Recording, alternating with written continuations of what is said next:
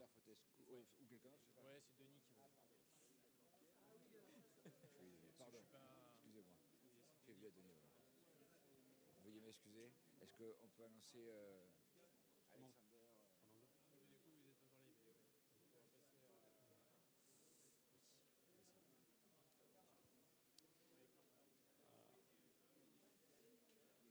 Étienne. Ok. Je vous annonce en anglais, j'essaie. C'est ça. C'est bien celui-ci. Hein. Oui, en anglais. En anglais. Vous pouvez me parler, juste me dire de quoi vous allez parler exactement, parce que j'ai le titre, mais vous allez parler de quoi? C'est la thématique en général. Vous voyez là, le titre et la description. Ok. C'est un peu difficile.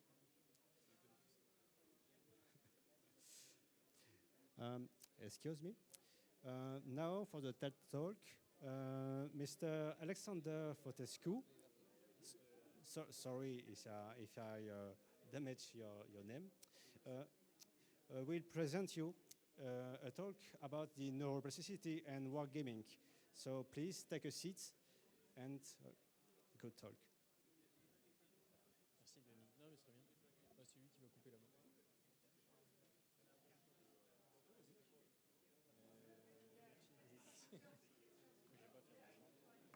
Moi l'anglais, je parle plus anglais en général. L'anglais ça va après, mais des annonces, j'ai une voix, enfin j'ai soif. Ah. Pardon, tu peux réécrire ici notre dernière séquence va commencer dans 10 secondes. C'est bon pour toi? C'est parti.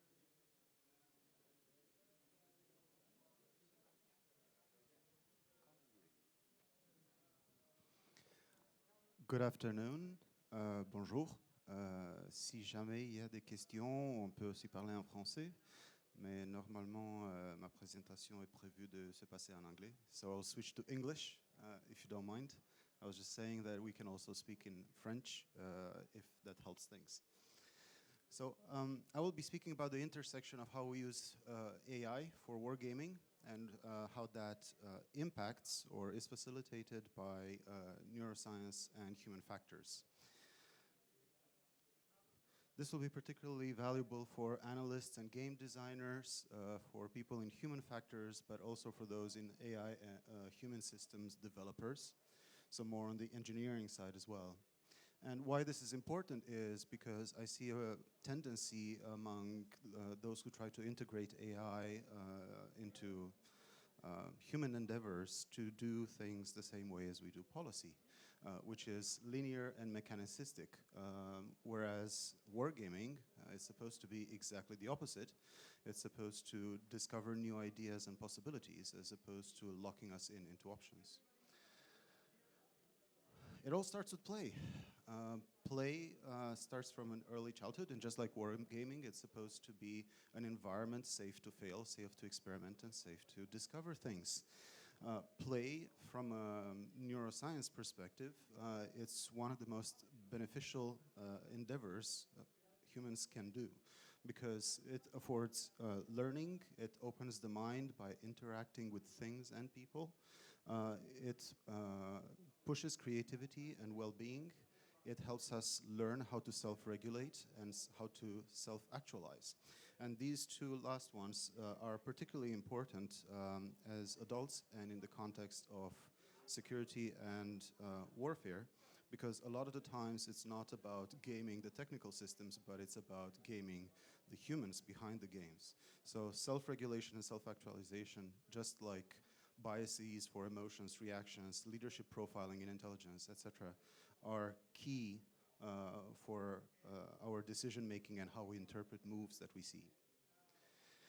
The factors that come together for this presentation have to do with the human element, the technological element, and environmental and task-dependent elements, and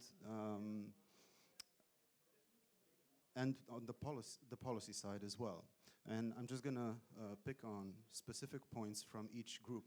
For the human factors, wargaming, it's one of those endeavors where normally we're not supposed to be bound by things from policy, as I already explained, which here are under environmental and task-dependent, or the notion of winning. Wargaming is supposed to be exploratory. It's supposed to reveal new things for us, even if it's course of action, even if it's strategic planning, even if it's just tabletop exercise.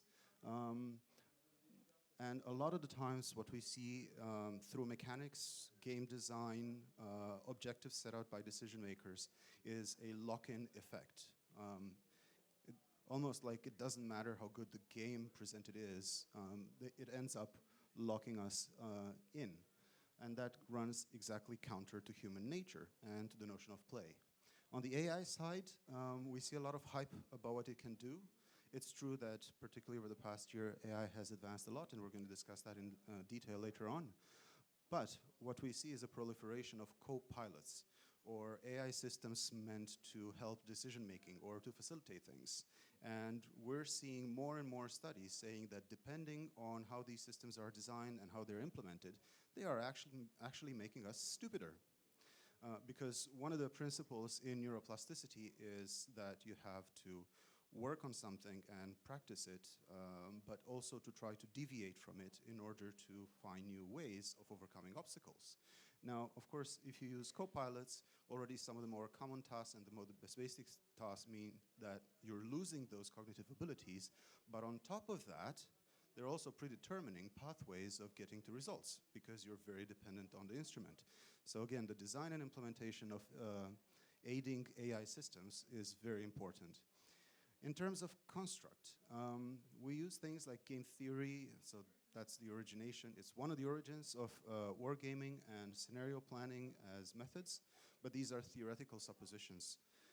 The reality is that, let's say, while a Western hegemony, world order, design were in place, we could count on certain things happening within certain parameters, also because we had international laws that were applied and somewhat enforced, but in today's changing world, that's basically just theory. We don't know to what extent yesterday's norms will be applied today, and that's very important.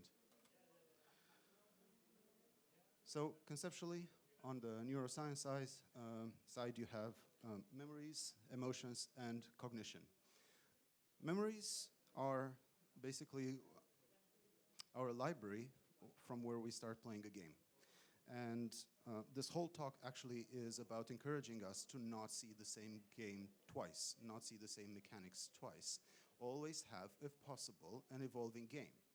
And this would be tricky, obviously, for certain types of games where you need a number of repetitions in order to discover certain results. At the same time, if you always see the same hexes, the same maps, the same units, and they always behave the same way, actually your brain shuts down and is just playing the mechanics. On the emotions side, I've rarely seen war games that actually factor this in. Typically, we see a lot of cognition. We see a little bit of chance introduced either by throwing dice or picking up cards, etc. We very rarely see games playing the people. Now, there are several immersion genres, particularly on the narratives and influence side, but the focus is not playing the human still. The focus is learning the mechanics and the techniques specific to the content. And cognition, typically the way it's done, it's very Newtonian mechanics. Everything is linear, structured, and predictable. And ideally, for a war game, I would like to say, or to believe, things are not supposed to be linear and predictable. We're supposed to discover and enrich ourselves and see what extras we can obtain from a game that we cannot imagine in common real practices.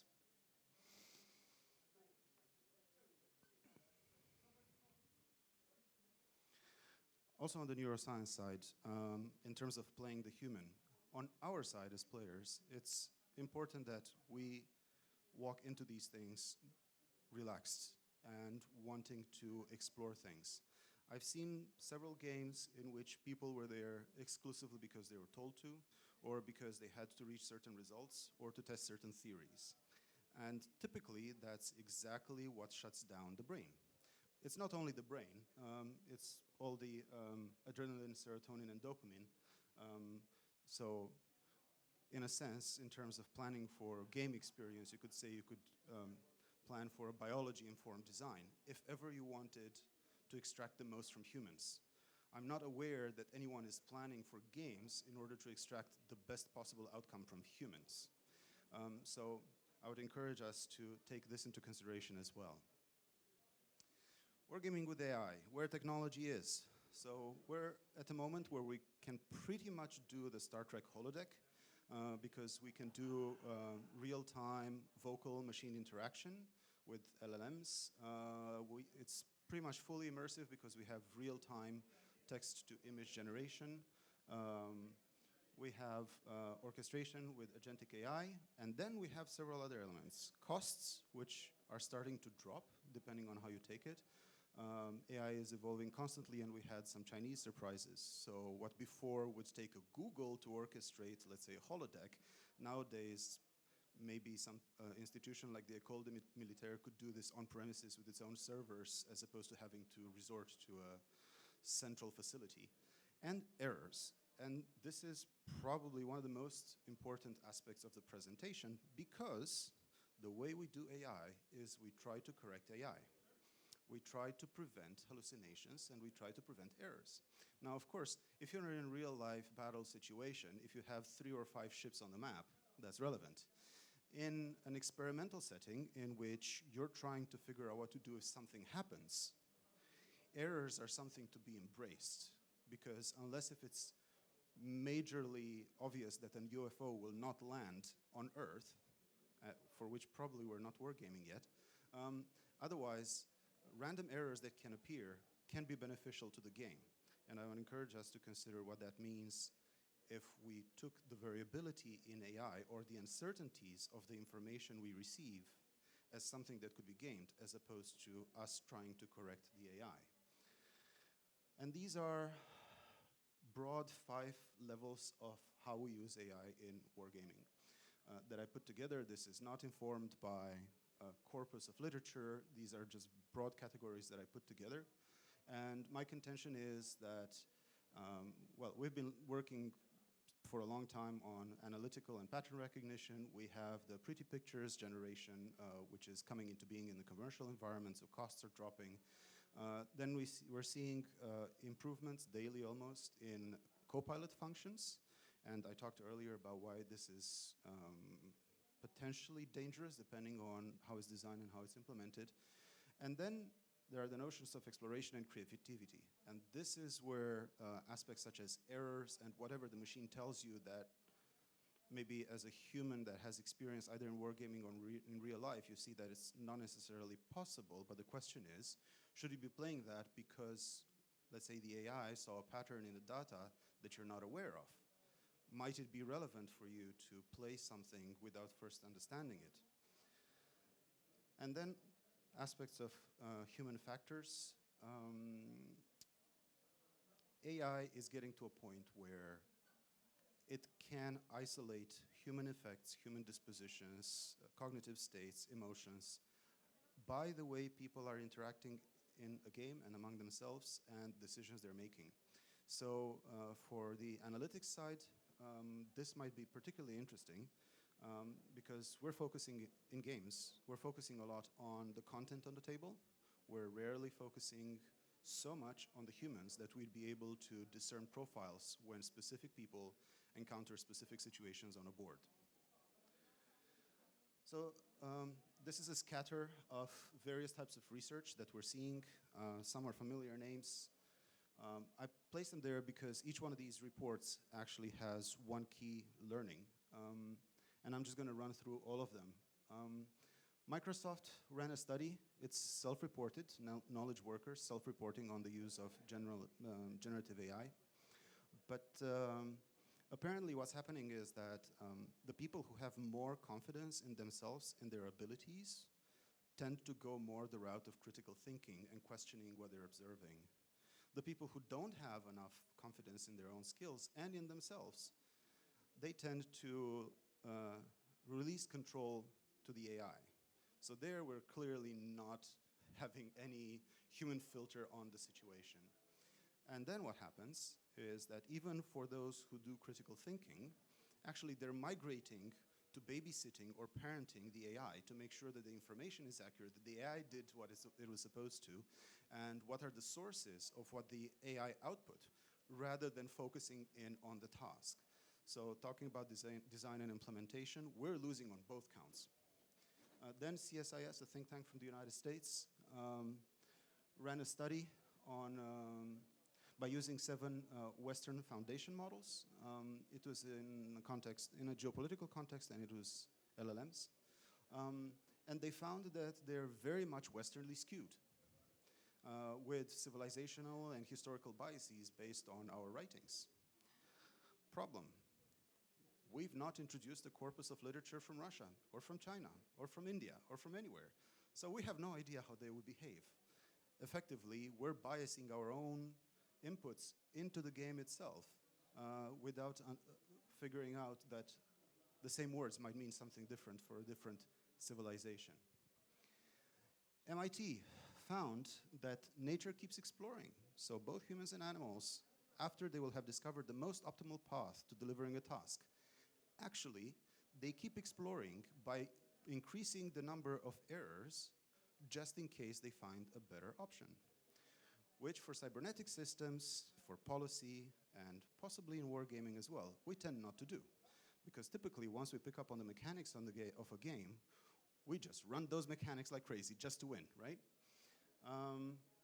McKinsey, they just released in February a report about how to use AI in boardrooms for developing strategy. And the short advice is iterate frequently, take small steps, and explore. Why? Because AI can afford us a multitude of outcomes, none of which are inherently wrong. All of them are potentials. And this is another take that we could use in wargaming. A study from 2024, I believe that's October, confirmed that AI can pick up on our emotions and our states of mind. So in terms of targeting the decision maker behind a set of activities, if you have an AI that can diagnose you from afar in what state of mind you are and whether or not you're going to pull a trigger on a decision, that's very interesting. How do you input this in AI, in wargaming? Another study from 2023 this time, University of San Diego, found that actually the more we remove friction and difficulties from our tasks, that no longer makes us dumber, but it makes us addicted to the types of interactions.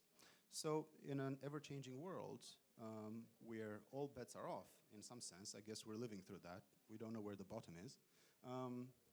If we keep running the same patterns and models and decisions and rules, how are we going to anticipate anything, or how are we going to discover options? Again, something that could be taken up in wargaming with AI. And then finally, CICDE from Georgetown discovered that actually while skills for AI design will be very important in the future, the reality is that there's only a 27% demand in training for those skills. Actually, what is more important at 58% is human factors skills. So how we socialize, how we read other people, etc. And this ties into theory of mind as a concept. So, what are the good parts and what are the bad parts? Let me start with the drawbacks. It can be painful. Not only do you need the people that know how to program, and not only do you need the wargaming designers, and not only do you need the human factors people, so you need like a busload of personnel just to run a game, or at least to design it and set it up. But if you don't automate all of that with AI or some other way, it can be very difficult to run. It's cognitively tasking for the people involved in the game itself, the players, because if everything is constantly changing, then you have no pattern recognition. You're going uphill constantly.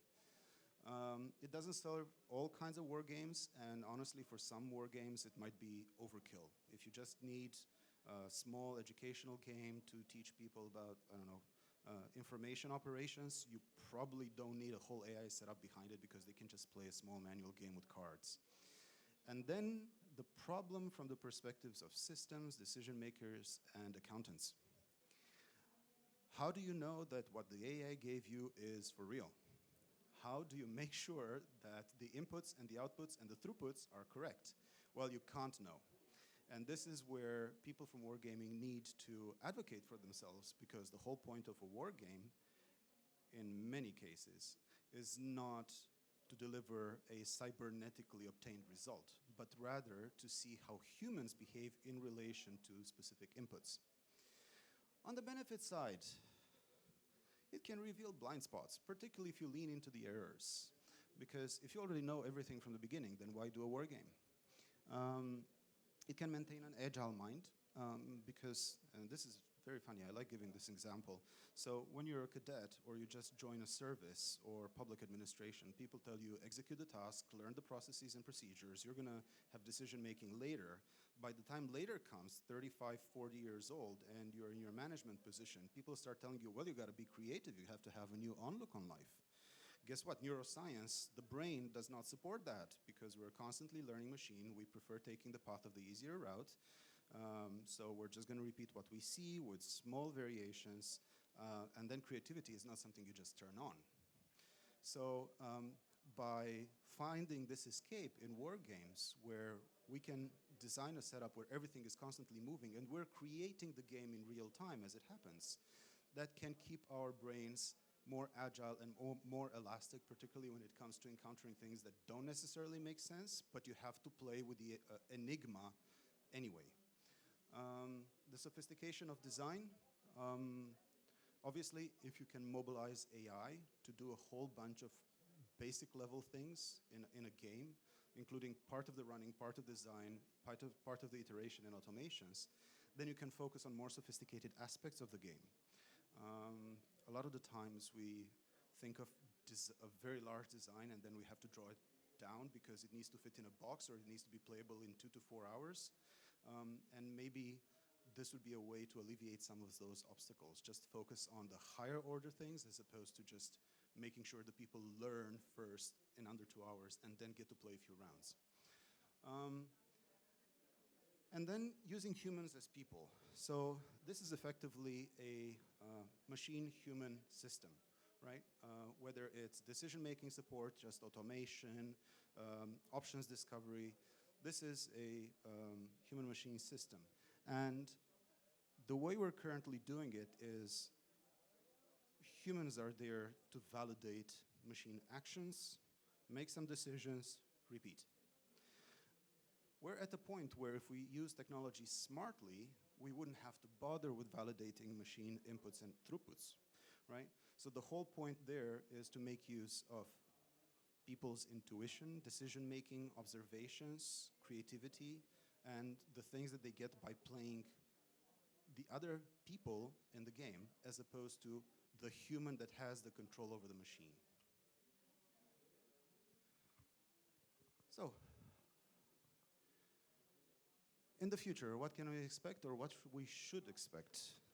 I would start with the toolboxes because currently we have system designers that do their own thing in engineering schools, and then you have social scientists, and then you have military scientists. And if you want to design an experiment or a war game in the future, it might be helpful to have those skills put together in a single person. That person does not need to know how to train an AI model. They just need to know how to use it. Hi, welcome. Warning about predictability. The way we're currently using technology and AI, particularly if we feed it Western data, means that we're exceptionally predictable. So anyone doing wargaming by picking up any of our wargaming textbooks will be able to model exactly how we're trained, how we're made to think, how our brain sets into patterns based on our games, how we understand doctrine, concept and development, how we implement AI, etc.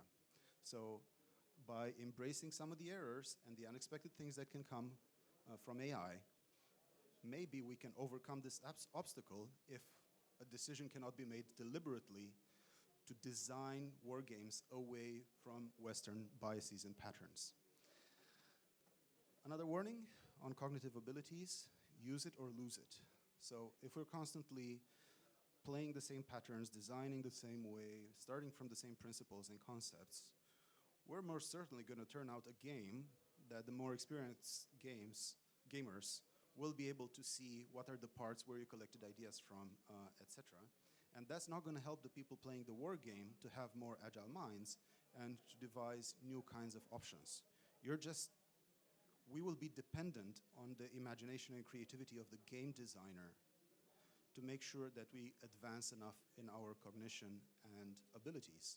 But we will not be able to contribute into the game ourselves.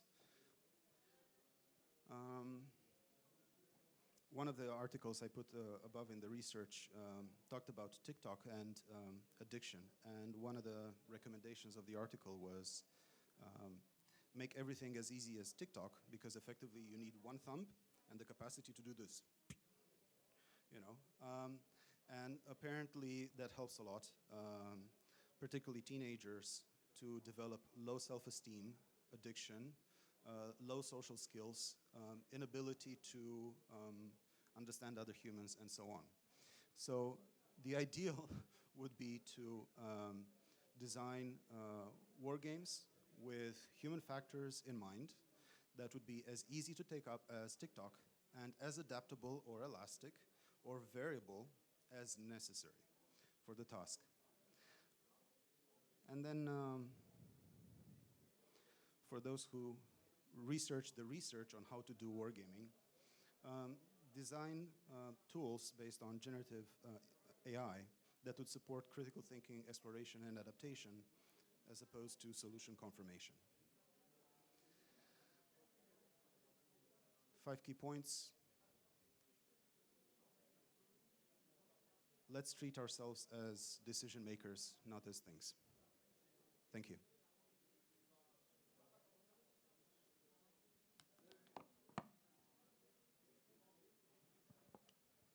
Questions, remarks, or tomatoes?